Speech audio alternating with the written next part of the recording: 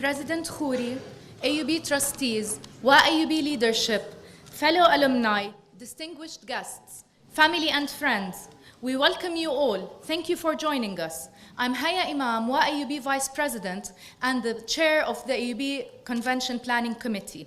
We are gathered here tonight to launch WAAAUB's 7th Annual Convention. We are delighted to see such a strong turnout. So many of you are here to support us and support the Alumni Association and your alma mater. Our committee has worked hard over the past few months preparing an event which we hope will be a memorable one, as it coincides with the 150th anniversary of AUB and President Khuri's inauguration. WAAAUB's convention is one of the key events that take place every year. The coming 2 days are all about reconnecting and showing support. It is a time when we can show our ongoing commitment to our alma mater. Also, it's all about keeping AUB spirit alive so that the new generations of students feel the same pride and follow in our footsteps. As a third-generation AUBite, I personally know how significantly the AUB experience has impacted my life. Every time I visit campus and spend time here, see my fellow friends and alumni, my sense of belonging to this precious place grows deeper. I would thank all those who have made it and joined us for these 2 days and who invest their time and effort to be with us. And we hope we can all work together and fulfill our WAAAUB mission of keeping us connected together and with our alma mater. I wish everyone a pleasant evening and a most enjoyable convention. Now I would like to introduce a dear friend, Mrs. Wafa Saib, our WAAAUB president. Mrs. Saib became the Alumni Association's first woman president in July 2015. Since then, she has worked hard with us to guide the association into an ambitious new phase of its growth, and hopefully this weekend will prove that.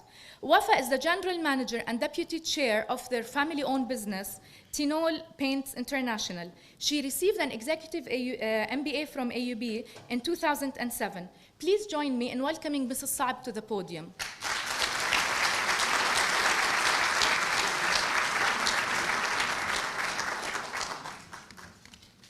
Thank you, Haya.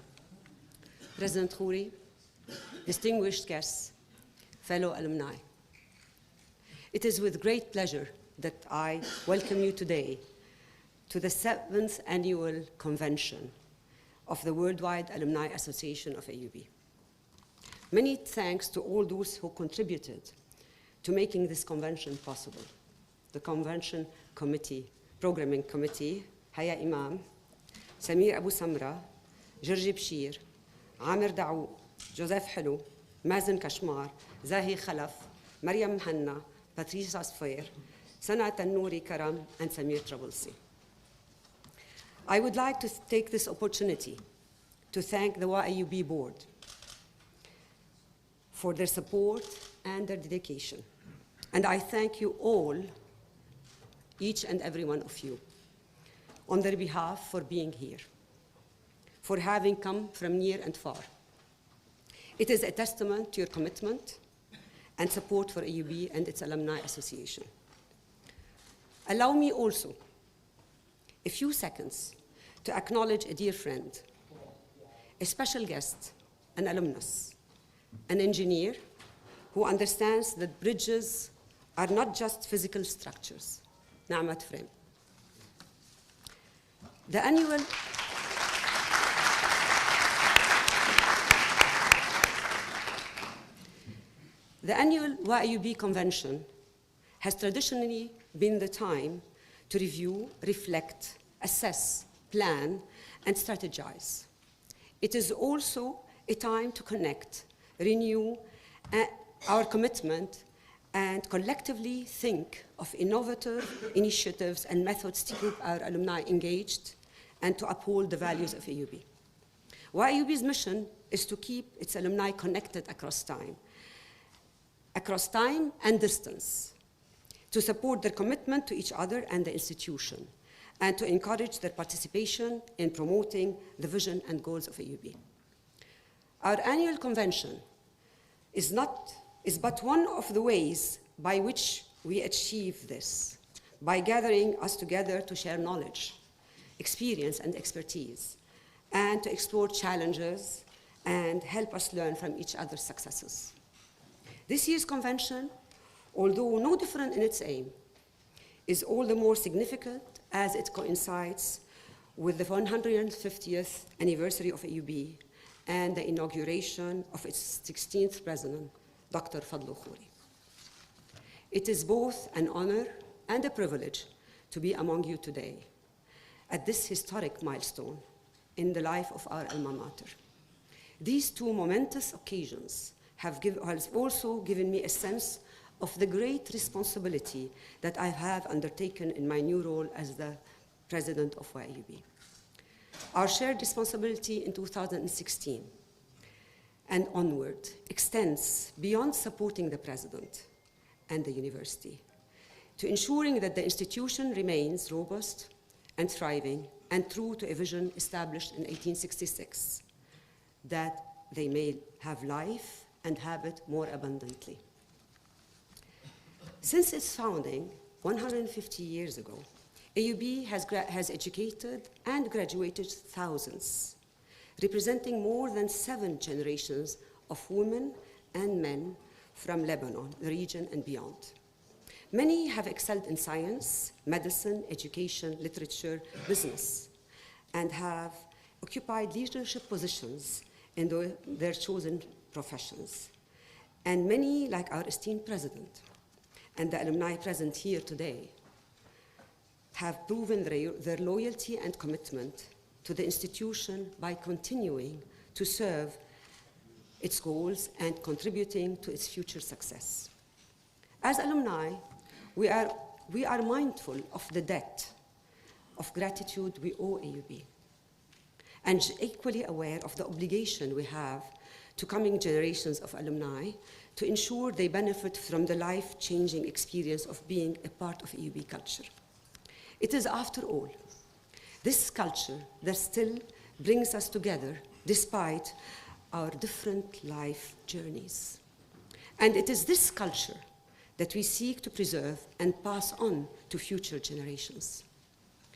It follows, therefore, that we, as former students and alumni, have a vital role to play in propagating the culture, upholding the standards of excellence in education, providing the tools, and nurturing the capacity to effect positive change.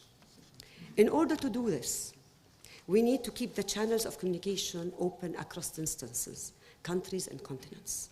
We need to actively participate in providing innovative, creative, and attainable goals, and to secure the resources for their implementation. As AUB completes a century and a half rich in history and tradition, it remains the domain where youthful energy thrives, innovation is fostered, and excellence is celebrated. Therefore, it is fitting on this occasion to announce to you WAAAUB's intention to create and manage a scholarship fund that will honor AUB's history, embody its mission, and maintain its connection to the future. The aim of the WAAAUB Scholarship Fund is to assist students with promise and potential, but limited financial resources, to encourage and support innovative and creative enterprises by our students, to nurture and develop budding talents. At this juncture, it is also important that our challenges today are greater than they have ever been. We are at a crossroad in history. As an institution that has reached its 150th year, as a vulnerable country in a region beset by danger. We are also facing a sea change of technology and communication that has been transforming societies.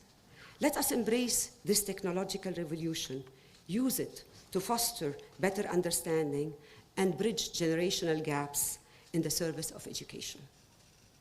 We need to ask ourselves, how do we remain relevant to the generations embracing this change?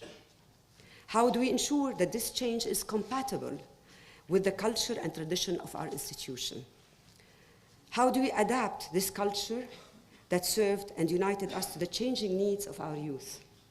How do we help our young graduates navigate this world?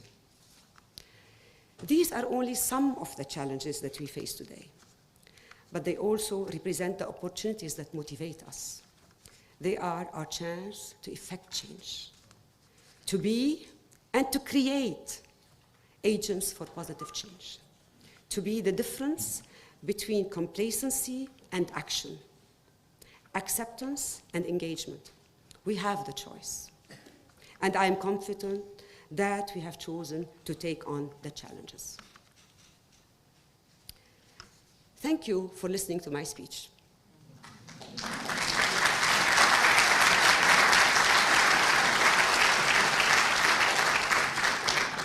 And I hope you will indulge me for 2 more minutes as I introduce Dr. Fadlo Khuri, our 16th president.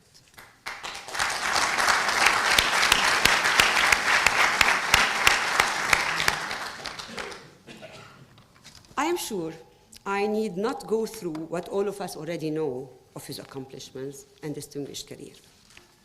But let me tell you that Dr. Khuri's presidency represents to us connection and continuity. His connection to AUB is generational and historical, starting from his great-great-grandfather to his grandfather, father, mother, who is with us tonight. Welcome, Dr. Khuri. And himself, Dr. Khuri. Dr. Khuri's connection to AUB dates from 1888 to this present moment.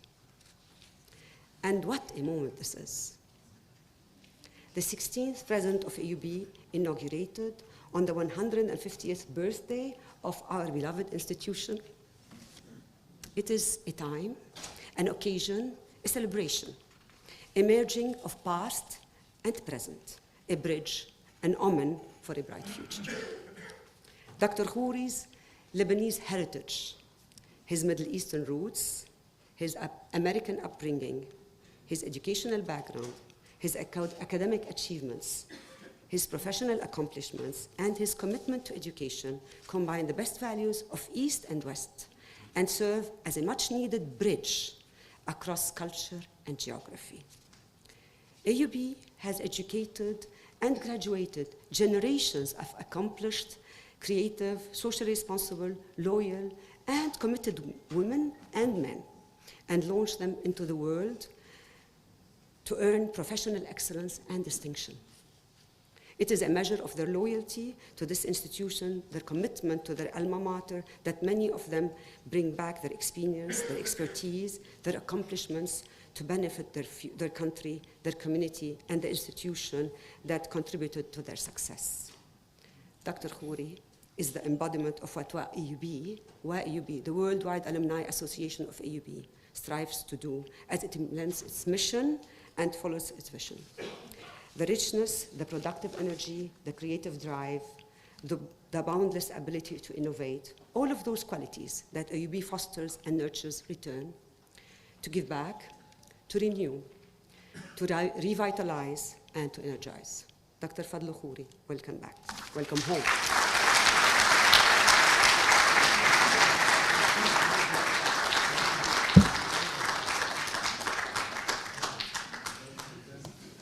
Thank you very much. You know, Wafa and I have been traveling in the Arab world, and I've learned it's very dangerous to speak after her.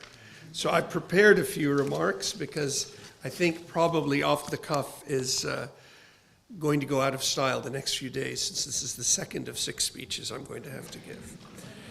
So alumni, excellencies, distinguished guests, family members, Mom, welcome to your WAAAUB convention, and it is fantastic to see such a packed room of so many distinguished, enthusiastic, engaged individuals, all of whom I've known, I feel, for many years. Tomorrow you'll hear from the great Nicolas Chammas, who is the president of the Worldwide Association of MIT alumni. He and I matriculated at AUB together. So I want to talk to you about a number of things. I'm going to be brief today because I'm going to give many of these same remarks over the next few days. I learned in high school at IC, بالتكرار بيتعلم الشطار, although الشطار was not the phrase that was used with me. We want and seek and will implement a goal for an alma mater for the 21st century that is sustainable, transparent, responsive, and transformative with regard to its relationship with its alumni. WAAAUB had an interesting birth about 11 or 12 years ago. The conventions have picked up steam, although tonight and tomorrow this certainly exceeds really our goals. I think Wafa should take a leave of absence from Tinol because she's working day and night with the fantastic crew led by Salma and Madonna and others. So I want to say thank you. We've really had an incredible amount of work done at this convention, especially by Ms. Haya Imam, so thank you very much. We have some goals that we want to accomplish with our 61,000 remarkably accomplished and increasingly engaged alumni, every one of whom could probably do my job better than I can. All of you are doing well, and many of you are doing surpassing good, and we want to link you to the university by seeking a dialogue on a different level, a dialogue that's more committed to meeting the varying needs of our alumni, for engagement and networking, based on an administration that can inspire your confidence based on our competence. We're going to engage the alumni as never before. We'll crisscross the globe to meet you where you live, and we will make sure that you see an AUB that's ethically engaged, transparent, fiscally, ethically, and environmentally sustainable. A few days ago, we announced that we intend in the next 2 years to make AUB a smoke-free and tobacco-free campus. That's not going to be easy. And I think a lot of the things that we will do with you will not be easy. That's why we're not going around with our hat out asking you for money, but we're going out to ask for your support, to ask for your engagement in a sustainable manner. And we're going to make mistakes. We have an ambitious agenda. But I can promise you that when we do err, we will own those mistakes. And when the rare occasions happen when we wind up in the unusually vigorous journalists' columns that tend to populate this part of the world, or England for that matter, when things are going quietly, we will own our mistakes when we make mistakes. And yet when the truth is otherwise, we will now vigorously defend ourselves in the media and in the court of public opinion. You might ask, why are we going to focus so much of our needed effort on alumni affairs? For several reasons. First of all, you are the ambassadors, the lifeblood, and the product of AUB. You carry your alma mater with you everywhere you go. And you also carry with you the possibility of the next generation engaging in a way that they have not been able to do. Let's be honest, for 150 years, AUB has graduated the best and brightest engineers, physicians, businesswomen and men, innovators, mathematicians, nutritionists, public health specialists, you name it. But even though AUB's value is unquestionable, we have started since the war began to confine those values and that need to make an impact within our walls. We have been less socially transformational in the last few decades, and that has been a deliberate choice. We've done great research, we've done great education, but we haven't engaged as much in public policy as we should. The exception in many ways has been our School of Health Sciences, which has vigorously tried to go into the most difficult areas, studying economies and health and war. But I think that has to be the ethos of our whole university. We have to engage as a societal force for the better. We can't do it alone.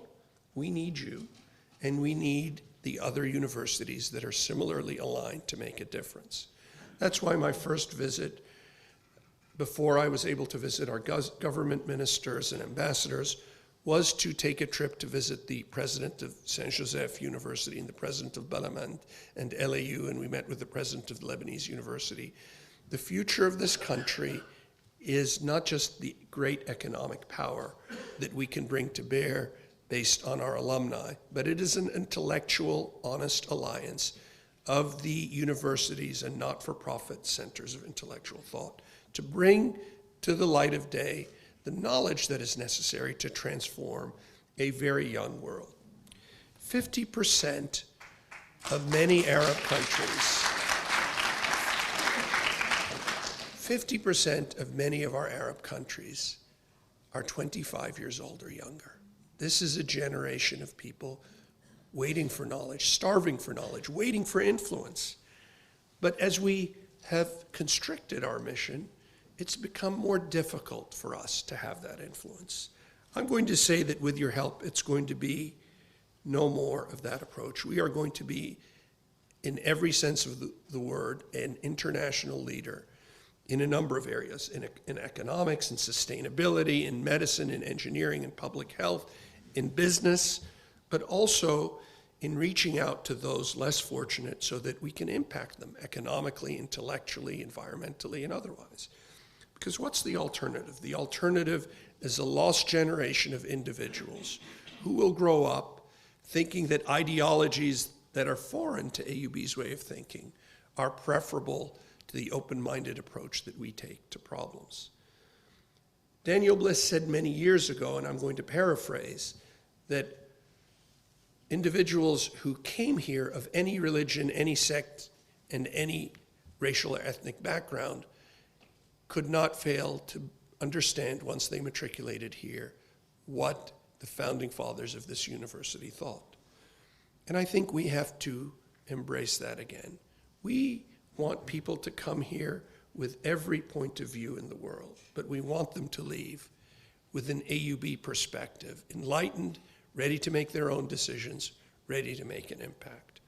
And we can't do that without our alumni. You are our foreign service, you are our Navy, and you are our economic powerhouse. Much as I hate war analogies, we are in a period of time where we are engaged in a global intellectual war. Are we going to continue to live in societies where a large proportion of people are incredibly underprivileged, causing continued social instability? Or are we going to try to push for a more fair and more just society? I believe we can start here when we act as role models for our students. That's what you take with you as our alumni. You are our role models. Every day, every interaction you have with a young or a senior person, you are taking the AUB way with you. So we need you, and we will engage you. And we're not going to go away when you get tired of us. We'll be knocking at the door, asking you to take another intern or another student or add another scholarship. And thank you very much, Wafa, for this much-needed WAAAUB scholarship. But we're doing it because we believe in you, we're proud of you, and we count on you. Thank you very much.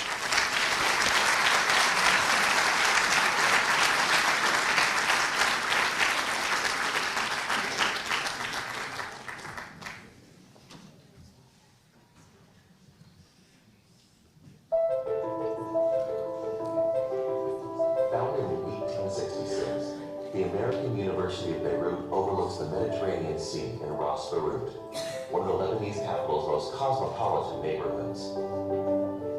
The campus is home to world-class researchers, having some of the region's and world's most gifted students. Entering campus via main gate, you come upon College Hall, the preeminent symbol of AUB, which houses the offices of the president and other faculty and administrators. Behind this is Jaffet Memorial Library, the main library on campus. The upper portion of AUB's campus runs along the thoroughfare of Bliss Street and contains our most historic buildings, many built in the late 19th and early 20th centuries. At the eastern edge is the medical gate, and inside are Van Dyke Hall, housing the Faculty of Health Sciences, and the Diana Tamari Sabah building for the Faculty of Medicine. Post Hall is home to AUB's world-famous Archaeological Museum. The magnificent Assembly Hall is a former chapel that is now used for major university events and concerts. The western end of Upper Campus is home to the Faculty of Arts and Sciences, the largest faculty at AUB. Central Campus also includes the main cafeteria and Adabaj Hall and West Hall, which is a hub of student activities. The buildings on the quad surrounding the beautiful green oval reflect architectural influences ranging from Ottoman era to postmodernism. These include the historic buildings of Nicely, Jessup, Fisk, and Bliss Halls, as well as the newly constructed home of the Sam Ferris Institute, designed by Zaha Hadid. Moving to lower campus from the old observatory, you can see the green field, another landmark, and AUB's beach next to the famous Beirut Corniche. To the west are the Faculty of Agricultural and Food Sciences, and the Biology, Physics, and Chemistry buildings. Surrounding the athletic field are the Charles Hostler Student Center and the Suleiman S. Olayan School of Business. Moving east, there is the Faculty of Engineering and Architecture with the new Irani Oxy Engineering Complex, Bechtel Building, Dar El Handasat Architecture Building, and the CCC Scientific Research Building. Finally, to the southeast is the AUB Medical Center, a standalone complex and the site of much of the region's most significant medical breakthroughs. The complex also houses the Hariri School of Nursing and the Saab Medical Library, one of the region's oldest libraries.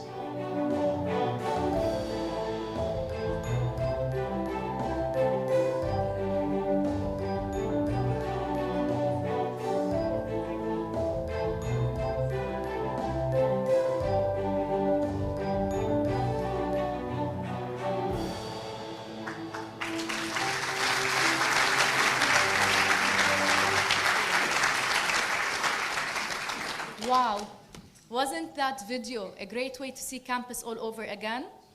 It was a walk down memory lane. We saw old buildings, new buildings, thanks to the generosity of our alumni and friends worldwide. Now, please allow me to introduce our keynote speaker. Our keynote speaker this evening is Mr. Na'mat Frame. Mr. Frame graduated from AUB in 1991. Since that time, he has been an advocate for a better Lebanon, a personal commitment he is passionately devoted to. Mr. Frame is the president and CEO of Indefco Group, a group that employs over 10,000 employees worldwide. It's a multinational manufacturing group. I invite you all to read the full biography of Mr. Frame in the convention program. Mr. Frame will speak to us tonight about leveraging his individual experience and accomplishments into community success, the AUB story. Please join me in welcoming Mr. Frame to the podium.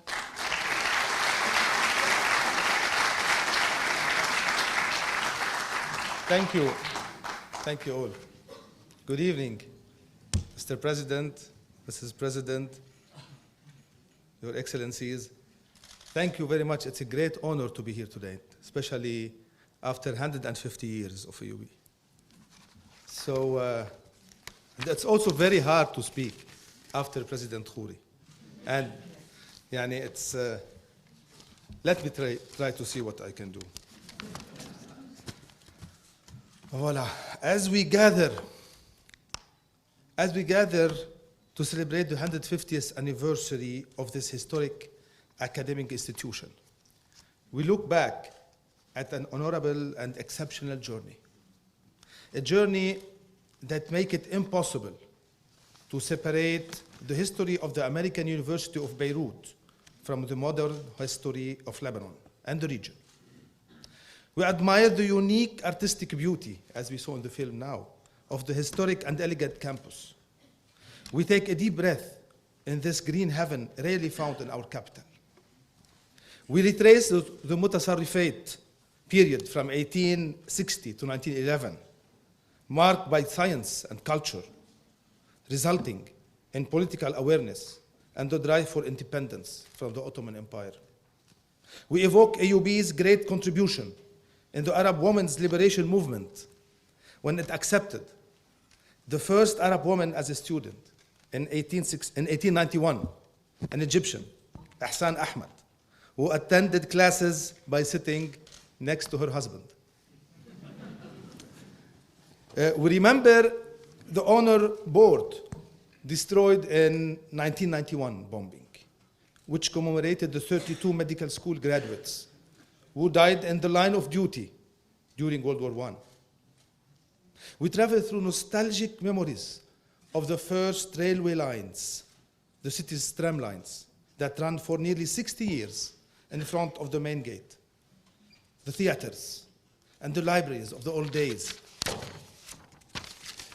We recall the Great Famine and fighting during World War I, and how AUB opened a field hospital inside campus to doctor the wounded. Not to forget the Sykes-Picot Accords, the Mandate period, and independence. We recall the first time the university heard the Lebanese national anthem, how it witnessed the plight of the Palestinians, the outbreak of the Arab-Israeli conflict, the expansion of the Nasserite Unionist movement, the oil boom, and finally, Fuad Shahab's foresight to build national institutions, an intention drawing on the Lebanese mind and power, never since seen in Lebanon. We recall how AUB survived as Lebanon smoldered in the furnace of war, as Beirut was destroyed and occupied. How the academic body was affected, how the country suffered throughout 30 years of custody, how the South was liberated, how Lebanese revolted, and how today, despite all the efforts and sacrifices, our republic is paralyzed. The body and soul of our institutions disintegrating before our very eyes. As we recall these 150 years, we focus together on the periods of excitement and critical turning points lived by Beirut. At times, AUB directly influenced events. Other times, it only witnessed them. Friends, if today we are still dreaming of a beautiful and better Lebanon, it is because we are proud of the Lebanese individual. However, if we look at the situation we've gotten ourselves into, we regretfully find ourselves incredibly ashamed of Lebanon. Incredibly ashamed of Lebanon. My answer to the organizers of this conference translate into a bitter call. How can we take pride in the Lebanese individual, yet be so ashamed of Lebanon at the same time? I strongly believe true individual success of every Lebanese citizen can only flourish with a strong sense of national duty and mission beyond personal and career accomplishments. Our duty lies in saving our country's dignity. Unfortunately, even the bravest will shake in the face of such a difficult and arduous task. Believe me, success has a better taste in achieving this. Personally, I will not rest until Lebanon is no longer a burden for us. We want a Lebanon that resembles the Lebanese, that resembles us, you and me. From my personal experience, I can attest that my focus on organization building at Indefco Group is at the heart of my success in my professional career. The group I manage today is comprised of successful teams of people around the world who are devoted to the values of integrity, commitment, and professionalism. To the mothers and fathers of Lebanon, to AUB, I thank you for being the perfect quarry for a successful Lebanese individual. We ask you, in addition, to ignite these citizens to act on their duty of building the national institutions of the Lebanese state. This aim will bring back Lebanon, a Lebanon that resembles you and me. I dream of building a Lebanese state that rises from these ashes as an integrated unit, as an engineering and architectural magnificence, homogeneous, elegant, solid, and productive. Institutions built block by block, molded with patience and abnegation. Alas, what we find in real life is the opposite. A country built by sporadic, spontaneous reactions, corruption, and greed. We find a dysfunction in the essence of our national pact that focused on coexistence and missed to link it to productivity, the raison d'etre of a nation. Productivity gives us the power we need to build social protection and security and defense capabilities. Productivity ensures freedom from conflicting agendas and external conditions. Productivity provides the basic requirements for self-fulfillment and job creation. The war that broke out in 1975 is clear evidence that in the moment of truth, the Republic failed to embody the commitment between the citizen and the nation. Let us face the obvious truth. Coexistence in this country is no longer enough. Sterile coexistence is an inevitable clinical death. Productive coexistence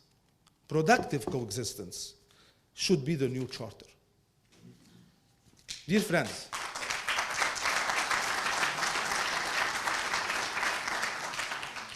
friends, with a focus on building the institutions of the Lebanese state within a productive system, we should work, in my views, on 5 main axes that bridge the gap of shame and inaction between us as individuals and our country.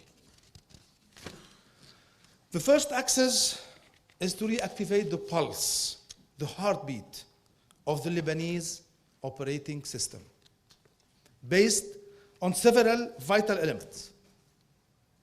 A modern electoral law allows parity, accountability, and protects the national pact.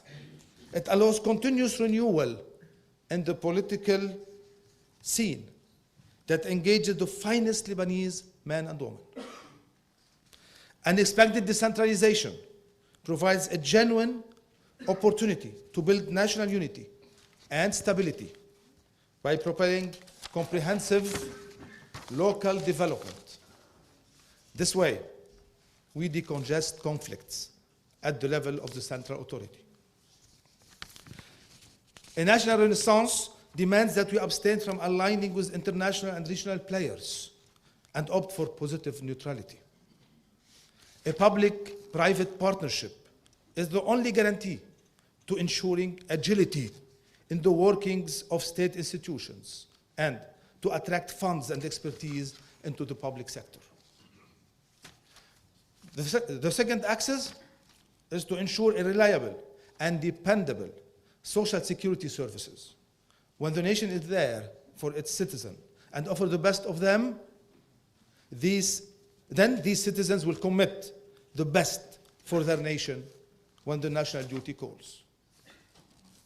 The third axis is to create sustainable economic growth. With economic growth alone, we ensure the proper functioning of the system. Sufficient job creation and funding for social and national protection and investment in infrastructure. The fourth axis necessitates the development of our terribly eroded infrastructure. Our infrastructure should shine, as the Lebanese in the world do. We aspire to the best communication systems, the best power generation and distribution systems, the best water harnessing infrastructure, the best transportation system, and to the most effective waste management systems inside the country, not outside. The fifth axis is to build bridges with the diaspora.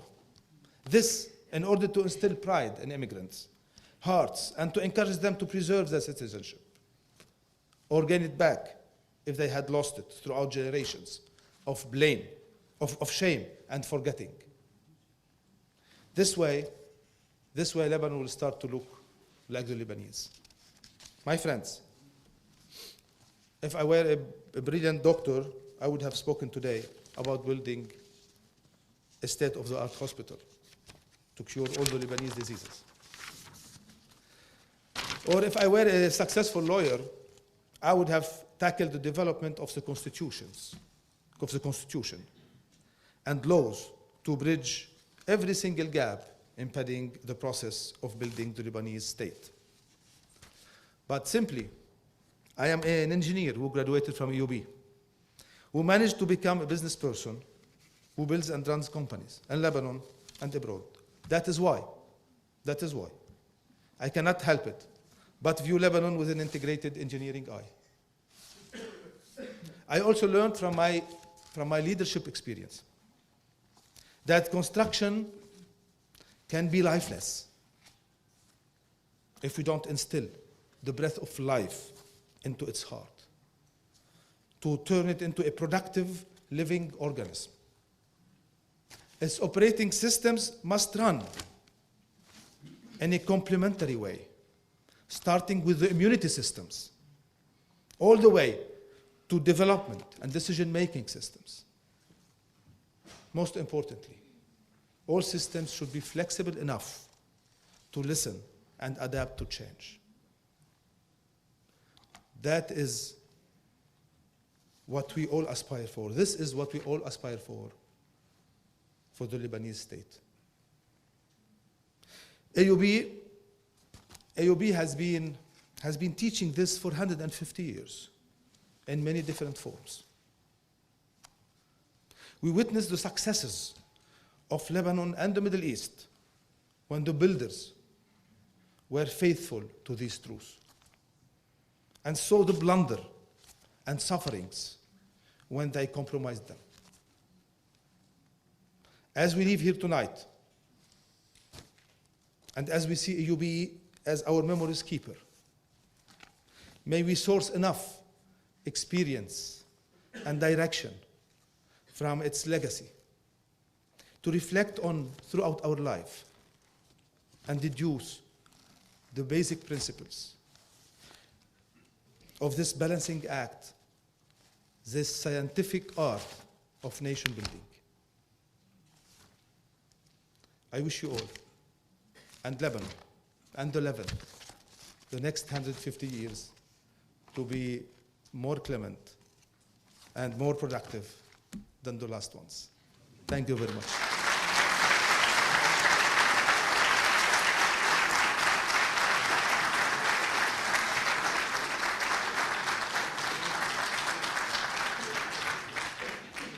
Mr. Frame will now take a few questions from our audience.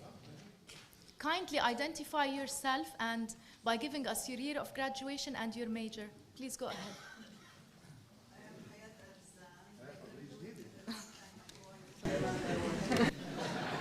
هذه اكسترا واقف هون هون لا هون تفضل هون حبيبتي.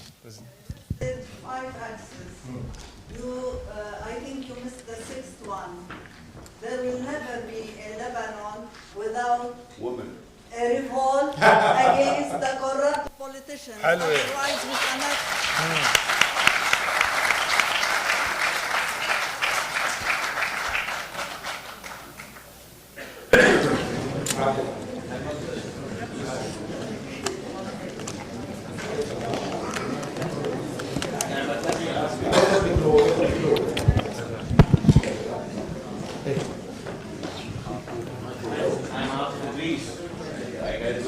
Graduated from AUB, but I graduated from UC Davis. You've been talking about 5 pillars that are very important. One of the main pillars, I think, that you elaborated on is related to cultural components that you might need to address and uphold. And you touched base on some of these pillars in your first operating system. The operating system. Yes. But you mentioned rebuilding the constitution and rebuilding some of the 3 basics that made Lebanon. What are your views? How can AUB contribute to that in an essence that can spread a renaissance in our culture? Yes, at the beginning I talked about the evolution and our social pact, our national pact, which is every one of us felt, I'm sure, throughout many challenges, throughout our short history, almost 100 years now. Lebanon, AUB is 150, but Lebanon is 100. 1920, we will be 100 years old. Every one of us felt something wrong in our national pact. At every challenge, we failed. And this means that something is wrong. And when you look at our national pact, you find, and this is what I like to emphasize, that we did focus on coexistence as an objective by itself. And I think what we learned from AUB, at least, and from today's life, today's world, that sterile coexistence are bad, actually are dangerous for you. Just like if you build a family life, if you marry in a sterile relationship, I mean, this cannot bring fruits easily. It can sometimes, but it's not easily. So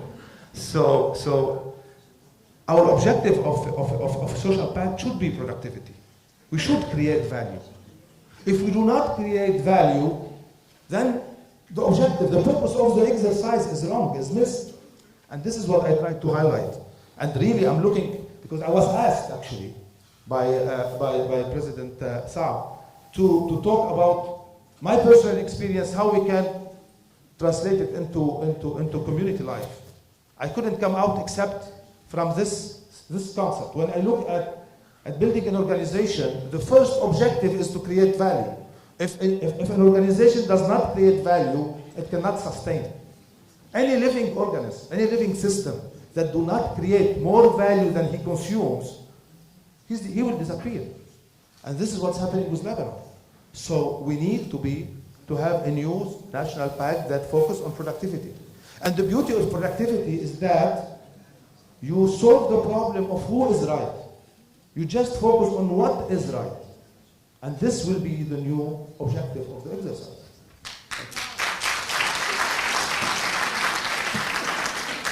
Thank you, Mr. Frame. We're running late, so we'll... Just one, not even a question. 2 minutes. Alumni Aud, I did graduate from AUB, but I feel like I've never graduated from AUB yet. Hello. You're mentioning the National Pact. You've talked a lot about the National Pact. Allow me, as a woman and a journalist, to say that without the woman in the Arab world and also Lebanon being an active participator in the National Pact, exactly like men, nothing, unfortunately, will change. I agree. AUB was ahead of us. It started in 1891, no, with Ihsan, the lady. So we've gone a long way. We have gone a long way since then. So we have at least 50% women at school now, no? Yeah. Okay. Okay. Thank you, Mr. Thank you very Frame. much. Thank you very much for your...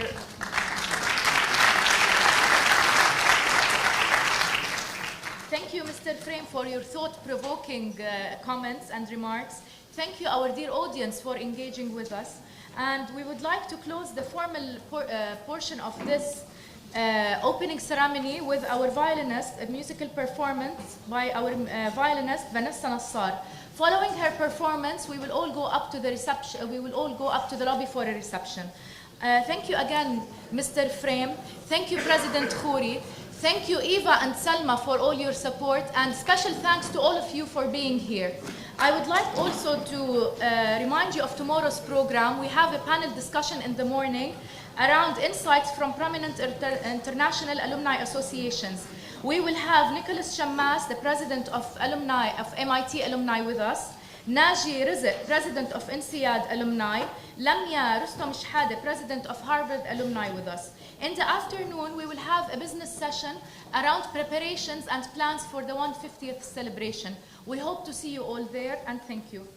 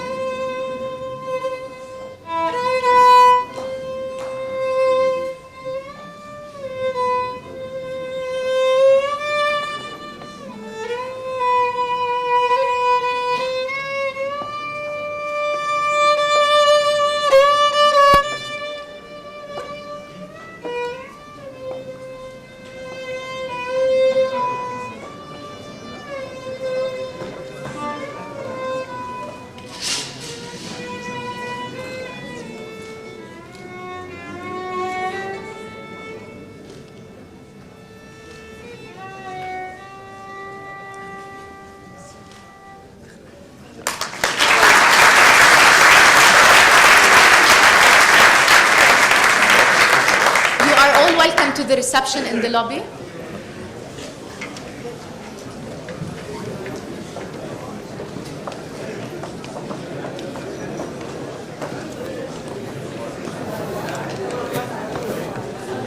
Please after you.